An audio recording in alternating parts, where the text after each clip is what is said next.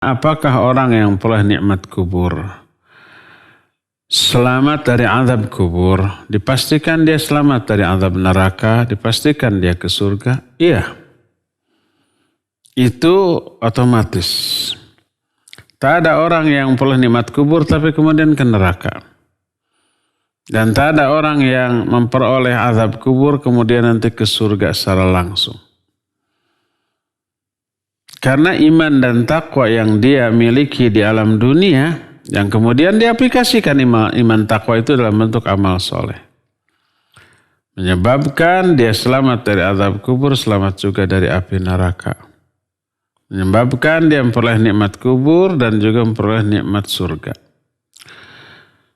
Sebuah hadis yang diterima dari Utsman bin Affan radhiyallahu an. Utsman itu setiap kali dia berdiri di atas kuburan dia menangis. Dengan tangisan yang dahsyat sampai jenggotnya basah. Menunjukkan air mata yang mengalir itu banyak. Kalau jenggotnya sampai basah. Bukan sekedar berkaca-kaca. Lalu ditanya oleh orang, tadhkurun nar wal jannah fala tabki wa tadhkurul maut wa tabki. Engkau mengingat surga, mengingat neraka, itu tidak nangis. Tapi kenapa mengingat kematian engkau selalu menangis? Apa jawab Utsman?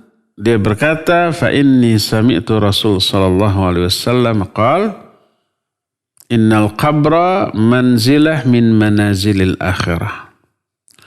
Faman naja minhu fama ba'dahu aisarulah.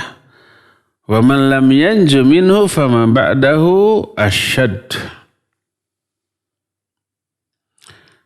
Kata beliau, alam kubur salah satu di antara fase menuju akhirat. Salah satu batu loncatan menuju akhirat. Siapa orang yang selamat dari alam kubur, selamat dari fitnah kubur, berupa pertanyaan malaikat munkar nakir di alam kubur, dia bisa menjawab dengan jawaban yang benar. Selamat dari azab kubur. Siapa yang selamat dari alam kubur, maka proses dalam kehidupan selanjutnya akan jauh lebih mudah bagi dia. Ketika di alam mahsyar lebih mudah, ketika hisab lebih mudah, ketika nyebrang sirat mudah, sampai berakhir ke surga tanpa ke neraka terlebih dahulu. Tapi wa man lam yanju min, siapa orang yang tidak selamat dari alam kubur, ketika menjawab pertanyaan gak bisa jawab. Akhirnya memperoleh azab kubur yang dahsyat. Dahsyatnya azab kubur gak seberapa dibanding kehidupan setelah itu. Bagi yang tidak selamat dari alam kubur, fama ba'dahu asyad. Kehidupan selanjutnya jauh lebih dahsyat, lebih susah, lebih mengerikan bagi dia. Di alam mahsyarnya dia menderita, ketika hisabnya dihisab dengan hisab yang sulit, yang memberatkan dia. Sampai ketika nyebrang sirat dia tidak selamat. Tidak mampu menyeberang sampai di seberang. Dia tergelincir kemudian masuk ke dalam jurang neraka wal'iyadzubillah.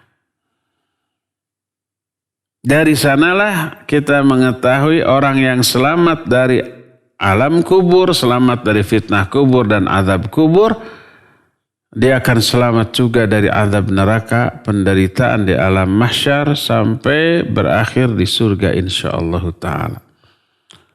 Terus bagaimana dengan dosa-dosa yang dimiliki oleh orang beriman dan bertakwa tadi? Kan walaupun iman takwa kan gak maksum ya. Pasti terjerumus ke dalam dosa 1-2 kali, bahkan bisa jutaan kali, walaupun dia beriman dan bertakwa. Karena orang bertakwa bukan orang yang tidak pernah salah, bukan. Orang bertakwa kata Al-Quran disebutkan